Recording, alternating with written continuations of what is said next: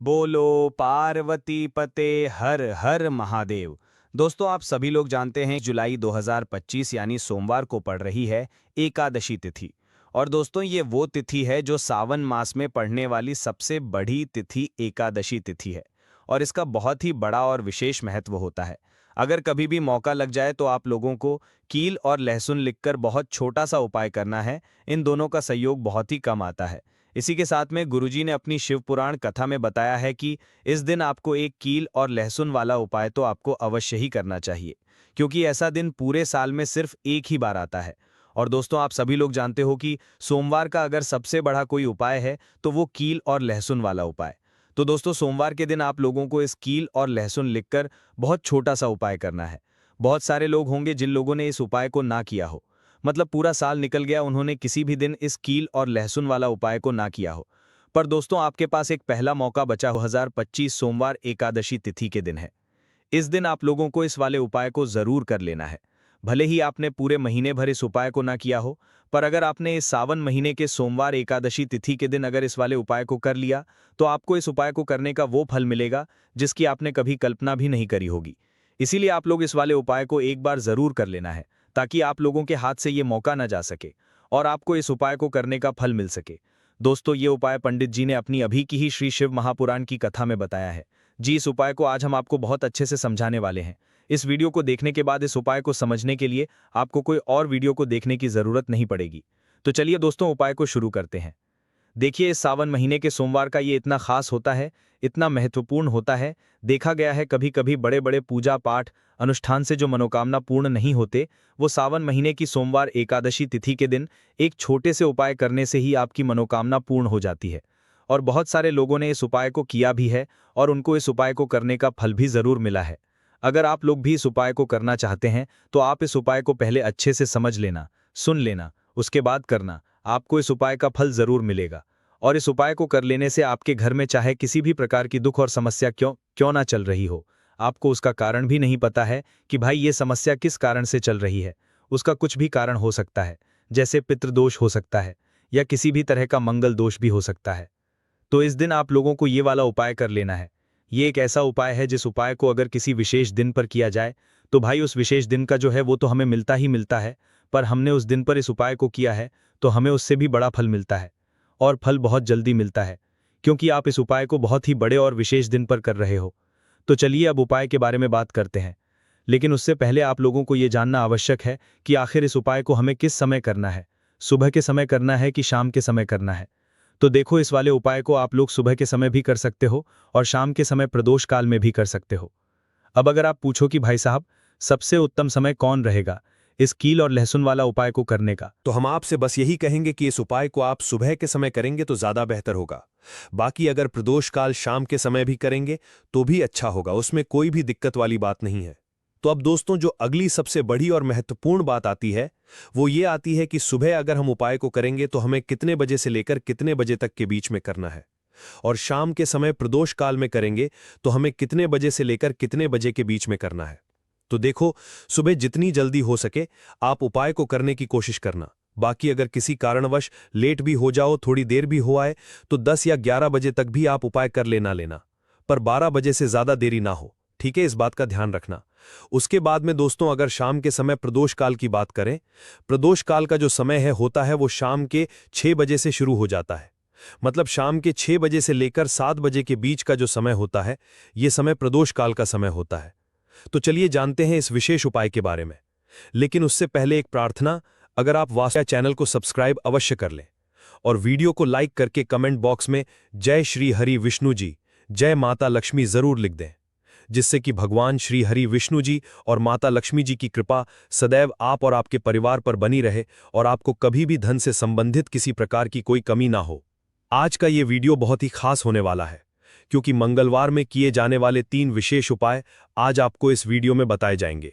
ये उपाय आप अपनी समस्या के अनुसार कर सकते हैं। इन उपायों में आपको धन प्राप्ति के उपाय बताए जाएंगे, आपकी मनोकामना पूर्ति के उपाय बताए जाएंगे। जीवन में किसी भी प्रकार के संकट चल रहे हैं, समस्याएं चल रही हैं, तो उनको दूर करने के उपाय बताए जाएंगे। चलिए जानते हैं पूज्य गुरुजी द्वारा बताए गए सबसे पहले और सबसे खास उपाय के बारे में। तो आज की वीडियो में ऐसा उपाय आपके लिए लेकर आए हैं जिससे आपके लाख क्या करोड़ों शत्रु भी परास्त हो जाएंगे और कभी भी लौटकर आपके जीवन में शत्रु नहीं आएंगे। अगर आप लहसुन में एक कील गाड़कर इसे फेंक देते हैं तो कील और लहसुन से अब आपके शत्रुओं की छुट्टी हो जाएगी और शत्रु जो है वो हाथ जोड़कर माफी मांगेंगे। मतलब सोचेंगे कि उन्होंने आपसे शत्रुता करने के बारे में क्यों सोचा और उन्होंने आपसे शत्रुता क्यों की। अब देखिए, अगर गुप्त शत्रु भी हैं, क्योंकि देखिए गुप्त शत्रु जिन लोगों के होते हैं वो भी व्यक्ति को बहुत परेशान करते हैं, तब भी आप देखेंगे कि आपके जो गुप्त शत्रु हैं वो भी परास्त हो जाएंगे और सामने से जो आप परिवार कर रहे हैं उनकी भी आपके जीवन से छुट्टी हो जाएगी, कभी आपसे शत्रुता नहीं करेंगे। या मान लीजिए आपको पता ही नहीं है कि आपके शत्रु कितने हैं या कौन आपका शत्रु है, क्योंकि कभी कभी शत्रु जो है वो मित्र के रूप में भी आ जाता है। मतलब हमारा मित्र बनकर हमारे जीवन में आता है, जिन्हें पहचानना बहुत मुश्किल है। मान लीजिए आपको आपके शत्रु का नाम नहीं पता, ये भी नहीं पता कि शत्रु कितने हैं, ये भी नहीं पता कि शत्रु ताकतवर है और किस तरह से आपको कितना नुकसान कर रहा है, तब भी आप इस उपाय को करिए।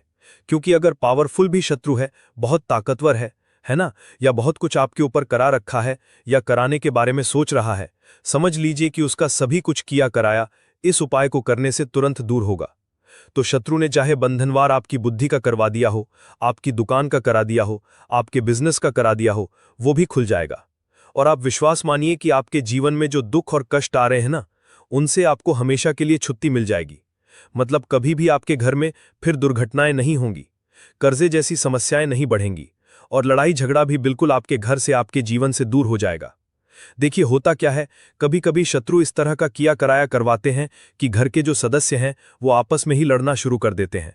क्योंकि जब घर में जो सदस्य हैं वो आपस में लड़ाई झगड़ा करते हैं, घर में क्लेश होता है, तो ऐसे घर में धन से जुड़ी समस्याएं भी आती हैं। उस घर में लक्ष्मी नहीं रुकती जिस घर में लोग लड़ाई झगड़ा करते हैं आपस में। इसीलिए शत्रु ज्यादातर लड़ाई झगड़ा करवा देते हैं। दूसरी चीज कि जो व्यापारी होते हैं, जिनका अपना बिजनेस है, दुकान है, शॉप है ना, और सामने दूसरे व्यक्ति की शॉप है, दूसरे व्यक्ति का व्यापार है। अब मान लीजिए आपका व्यापार तो बहुत अच्छे से चल रहा है और उस व्यक्ति का नहीं चल रहा। वो ये देखकर ही जलने लगते हैं, देखकर ईर्ष्या करने लगते हैं कि इनका काम, इनका व्यापार बहुत अच्छा चल रहा है और मैं यहां कुछ नहीं कर पा रहा हूं।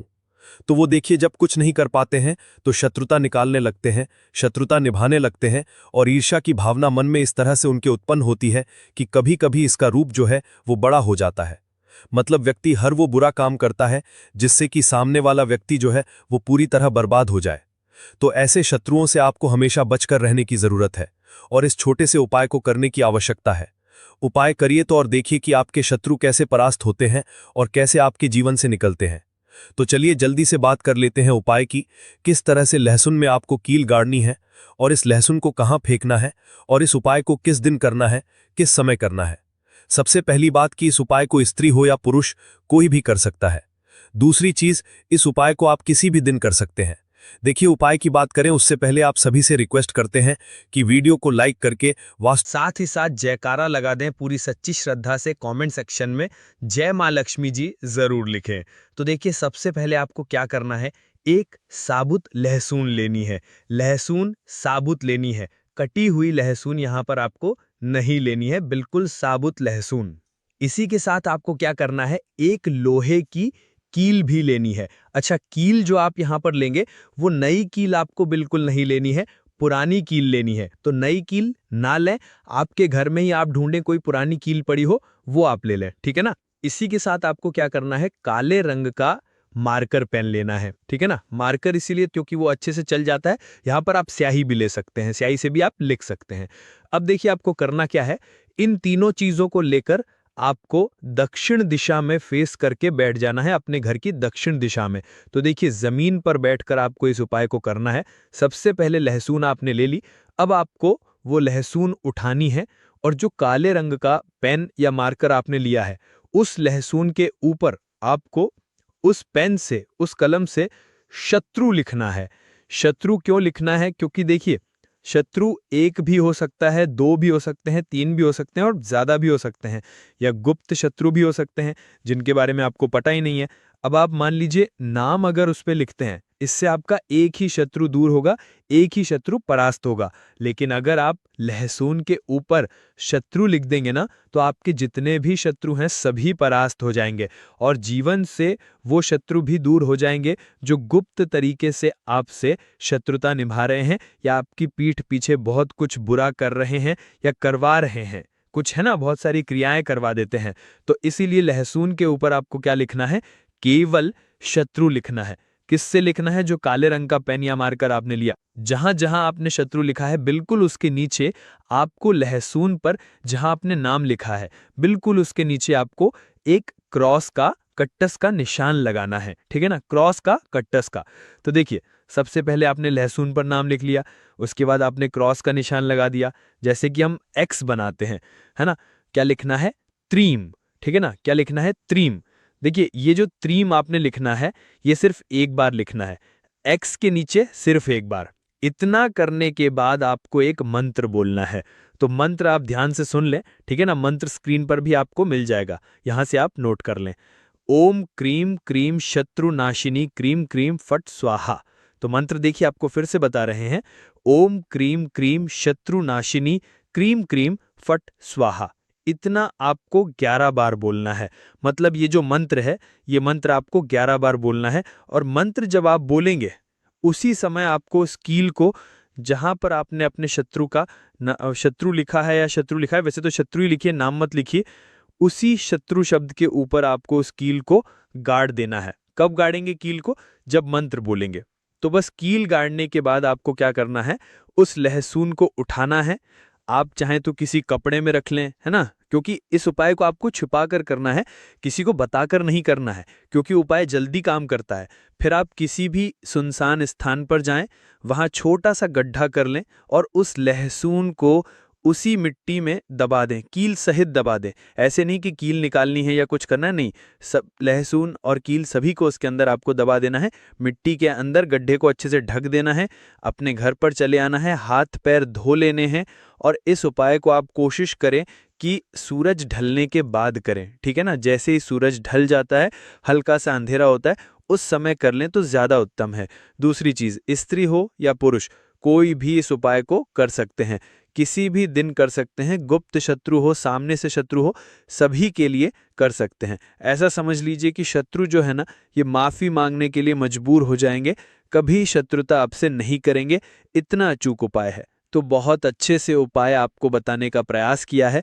उपाय थोड़ा कठिन है।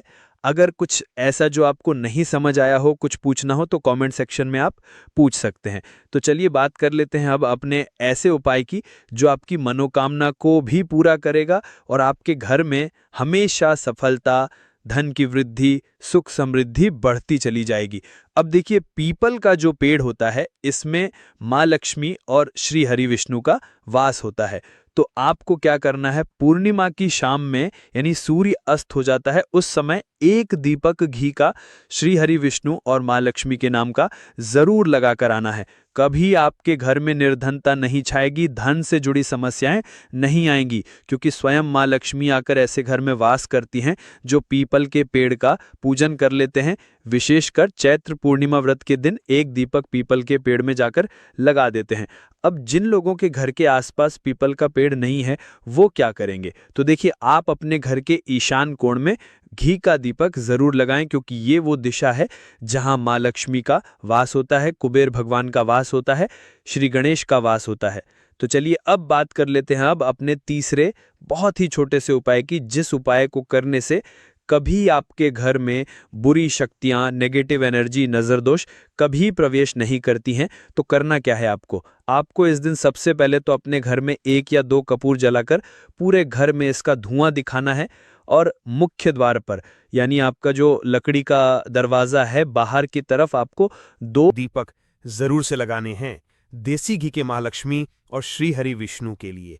बहुत ही छोटा सा उपाय है, लेकिन बहुत लाभकारी है। तो इस उपाय को करिए, आपको लाभ होगा और जितनी भी समस्याएं, दुख कष्ट आपके जीवन में हैं, बहुत जल्दी आपके जीवन से दूर हो जाएंगे, अगर ये उपाय आप सही तरीके से कर लेते हैं, पूर्ण सच्ची श्रद्धा के साथ, पूर्ण निष्ठा के साथ कर लेते हैं, श्री हरि विष्णु और माँ लक्ष्मी पर विश्वास करके कर लेते हैं। कोई भी उपाय जब आप करें तो हमेशा ये सोचकर करें कि मेरा ये उपाय जरूर सफल होगा और मुझे भगवान की कृपा जरूर मिलेगी। आप देखेंगे कि इस तरह से जब आप उपाय करेंगे आपको उसका फल जरूर मिलेगा, आपका उपाय जरूर सफल होगा और जीवन में आप हमेशा आगे बढ़ेंगे। बोलो पार्वती पते हर हर महादेव। दोस्तों, तुलसी माता इस वीडियो को जो भी सच्चे दिल से लाइक करे उसके घर में आप स्थायी रूप से निवास करें, उसकी झोली खुशियों से भर दें और उसके घर में कभी धन धान्य की कमी ना होने पाए। तुलसी माता को जल देते समय बोलने चाहिए ये 3 शब्द जिनसे सभी मनोकामनाएं पूरी होती हैं। आज हम इस वीडियो में जानेंगे कि तुलसी माता को जल देते वक्त कौन से शब्द बोलने चाहिए। किसी समय की बात है, भगवान विष्णु विश्राम कर रहे थे, तभी देवी लक्ष्मी वहां आईं और भगवान विष्णु से तुलसी माता को जल देने के महत्व के बारे में पूछा। भगवान विष्णु ने उन्हें तुलसी माता को जल देने के महत्व को विस्तार से बताया। तब देवी लक्ष्मी ने कहा, हे स्वामी, आपने मुझे तुलसी माता के महत्व के बारे में बताया, लेकिन अब मैं ये जानना चाहती हूँ कि तुलसी माता को जल कैसे देना चाहिए, उनकी सेवा की सबसे श्रेष्ठ विधि क्या है और जल देते समय कौन सा मंत्र बोलना चाहिए। भगवान विष्णु ने उत्तर दिया, प्रिय देवी, जैसा कि मैंने तुम्हें तुलसी माता के महत्व के बारे में बताया, उसी तरह तुलसी माता को जल देते समय बोला जाने वाला मंत्र भी बहुत महत्वपूर्ण है।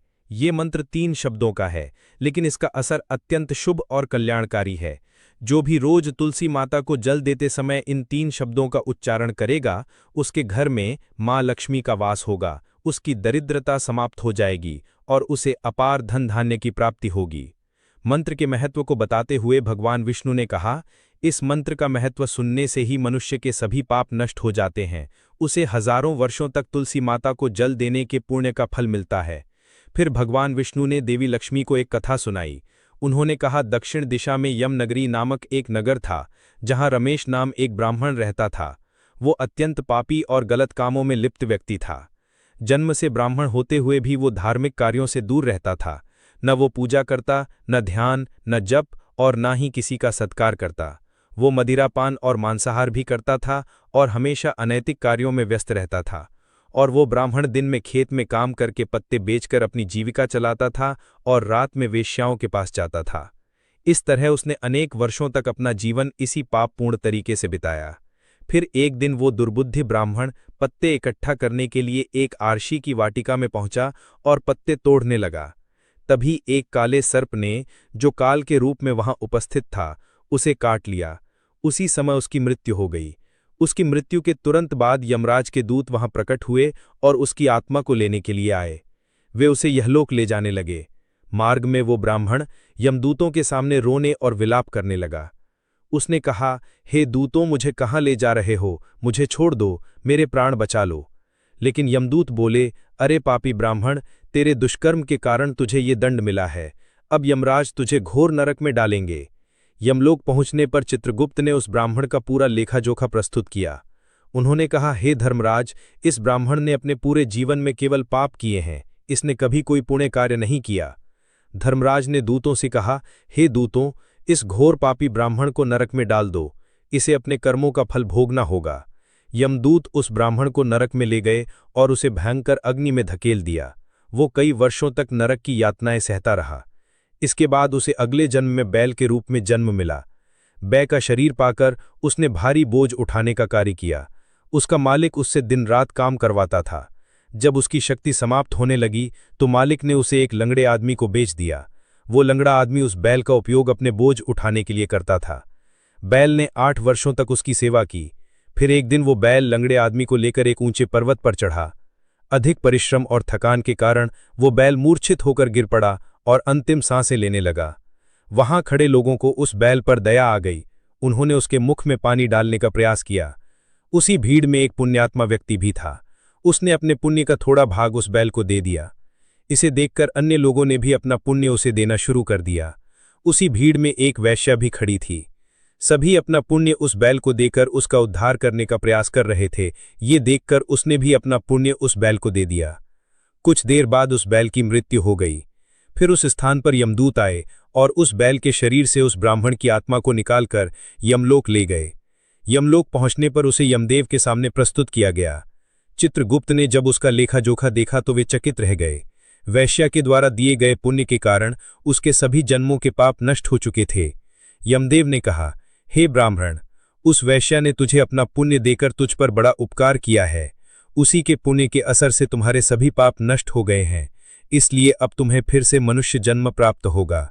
इस तरह वो ब्राह्मण पृथ्वी पर एक उत्तम ब्राह्मण कुल में जन्म लेता है।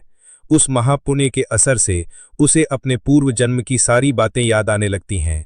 जब वो बड़ा होता है तो उसे ये ध्यान आता है कि पिछले जन्म में जब वो बैल था तब एक वैश्या ने उसे अपना पुण्य दिया था। उसके मन में उस वैश्या के बारे में जानने की उत्सुकता जागती है। वो वैश्या का पता लगाकर उसके नगर में पहुंचता है। वहां वो वैश्या जो अब बूढ़ी हो चुकी थी उसे मिल जाती है। वो ब्राह्मण उसके सामने जाकर बार बार प्रणाम करता है और धन्यवाद देने लगता है। वैश्या उससे पूछती है, हे ब्राह्मण श्रेष्ठ, आप कौन हैं और किस कारण मुझे धन्यवाद दे रहे हैं? मैंने आपका कौन सा कार्य किया है जिसके लिए आप मुझे नमस्कार कर रहे हैं? तब ब्राह्मण कहता है, हे माते, आपने मुझ पर बहुत बड़ा उपकार किया है। आपके पुण्य के असर से मेरे सभी पाप नष्ट हो गए हैं, इसलिए मैं आपको बार बार नमस्कार कर रहा हूं। बोलो पार्वती पते हर हर महादेव। ऐसे ही शास्त्रों को जानने के लिए वीडियो को लाइक करें और कमेंट में जय श्री विष्णु लिखना न भूलें। मैं वही बैल हूं जिसे तुमने अपना पुण्य देकर जीवन दान दिया था। अपने पाप कर्मों के कारण मुझे पिछले जन्म में बैल बनना पड़ा। उस पर्वत पर जब मैं अंतिम सांसें ले रहा था तब तुमने अपना पुण्य मुझे दे दिया था। उसी पुण्य के असर से ही आज मुझे फिर से मनुष्य जन्म मिला है और अपने पूर्व जन्म की सारी बातें याद हैं। किंतु हे मां, मैं यहां ये जानना चाहता हूं कि तुमने मुझे कौन सा पुण्य दिया था जिससे मेरे सभी पाप नष्ट हो गए। मैं उस पुण्य के बारे में जानना चाहता हूं। तब वैश्या ने कहा, हे ब्राह्मण श्रेष्ठ, मैंने तो अपने जीवन में कोई पुण्य का कार्य नहीं किया, पर मेरे घर में एक तोता है जो पिंजरे में रहकर हमेशा कुछ बोलता रहता है, जिसे सुनकर मेरा अंतःकरण पवित्र हो गया। वही मंत्र मैंने आपको पुण्य स्वरूप दान किया। फिर वो वैश्या और ब्राह्मण उस तोते के पास गए और उससे पूछने लगे, हे शुक, तुम कौन सा मंत्र बोलते हो जिससे हमारे जीवन का उद्धार हुआ? ये मंत्र तुम्हें किसने सिखाया और इसका क्या अर्थ है? तब उस तोते ने अपने पूर्व जन्म का वृत्तांत सुनाना शुरू किया। वो बोला, हे ब्राह्मण श्रेष्ठ, पिछले जन्म में मैं एक ब्राह्मण था। मुझे अपने ज्ञान का बहुत घमंड था। मैंने कभी गुरुजनों का सम्मान नहीं किया, बल्कि उनका बार बार अपमान किया। अपने अहंकार के कारण मेरा स्वभाव क्रोधी और द्वेषपूर्ण हो गया। मैं सभी को तुच्छ समझने लगा और विद्वानों का भी अपमान करता था। कालांतर में मेरी मृत्यु हो गई और मुझे यमलोक ले जाया गया। पूज्य व्यक्तियों और गुरुजनों का अपमान करने के कारण मुझे तोते के कुल में जन्म लेना पड़ा। तोते के रूप में जन्म लेने के बाद छोटी अवस्था में ही मेरे माता पिता का साथ छूट गया। मैं अकेला पेड़ के डाल पर बैठकर रो रहा था। तभी कुछ मुनि उस मार्ग से जा रहे थे।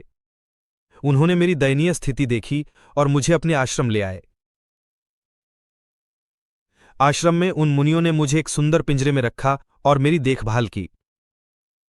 वे मुझे प्रतिदिन भोजन कराते और मुझसे स्नेह करते थे। चंदन का तिलक करें। अगर कोई महिला मासिक धर्म में है तो तुलसी की पूजा से बचे, क्योंकि इस समय तुलसी को छूना पाप होता है, जिससे महिला की दुर्गति हो सकती है। भक्तों, इस तरह भगवान विष्णु ने देवी लक्ष्मी को तुलसी के जल देने के मंत्र का महत्व बताया। इस कथा को सुनकर कृपया कमेंट करके बताएं कि आपको ये कथा कैसी लगी। यदि ये जानकारी आपके लिए लाभकारी रही हो तो वीडियो को लाइक जरूर करें। अगर आप भी मां लक्ष्मी को अपने घर में लाना चाहते हैं तो कमेंट बॉक्स में जय मां लक्ष्मी आपका हमारे घर में स्वागत है। तुलसी की मिट्टी से ये एक उपाय भगवान श्री हरि विष्णु और माता लक्ष्मी जी के आशीर्वाद से जीवन के हर कष्टों से तुरंत मिल जाएगी आपको मुक्ति। आपकी हर मनोकामना होगी पूरी और दोस्तों खुशियों से भर जाएगा।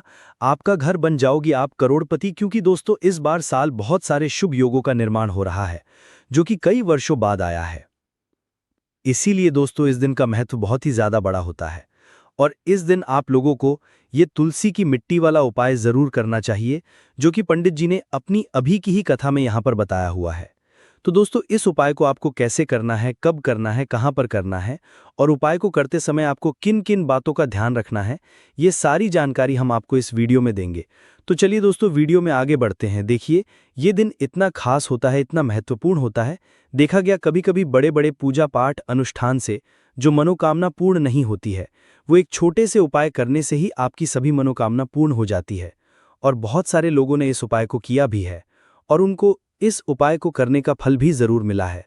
अगर आप लोग भी करना चाहते हैं तो आप इस उपाय को पहले अच्छे से समझ लेना, सुन लेना, उसके बाद करना, आपको इस उपाय का फल जरूर मिलेगा। और इस